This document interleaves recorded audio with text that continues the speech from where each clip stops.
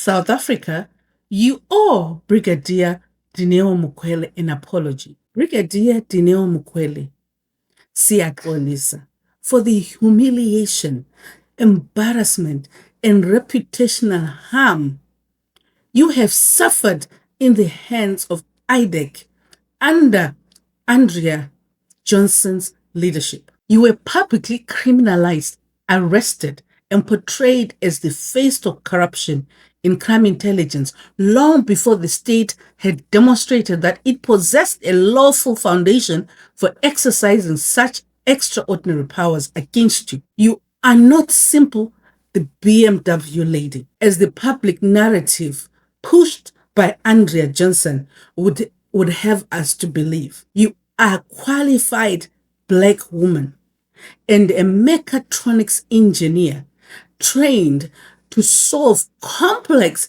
system problems, design integrated systems, manage multidisciplinary projects, analyze technical risks, lead technical teams, understand automation technologies, integrate software, hardware, and mechanical systems, design intelligence systems, analyze large complex data sets, and understand emerging technologies.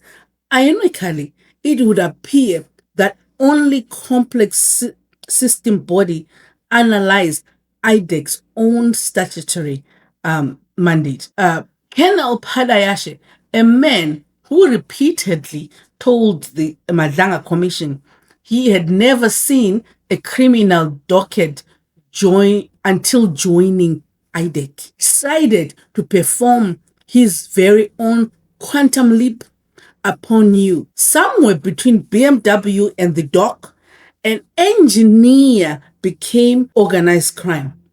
An HR process became corruption. A recruitment process became a criminal enterprise. And constitutional safeguards became optional extracts. Newton would be proud. Einstein would probably ask for his theory and relativity back. Ironically, it may have been your unlawful, illegal arrest that exposed the very constitutional and statutory deficiencies now unfolding before us. Had you never been arrested, we may never have discovered that IDEC had no lawful basis upon which to commence an investigation against you and your team members. That the Section 27 process was legally deficient. That investigators like Padayashe exercise extraordinary powers without first satisfying the statutory safeguards that authorize those powers. That constitutional questions existed regarding every subsequent exercise of state power. Or please return to page 1 would become the most important constitutional question in this project. Your humiliation should never have been the price of uncovering all of these deficiencies. Yet there is one small consolation to be found in this unfortunate chapter.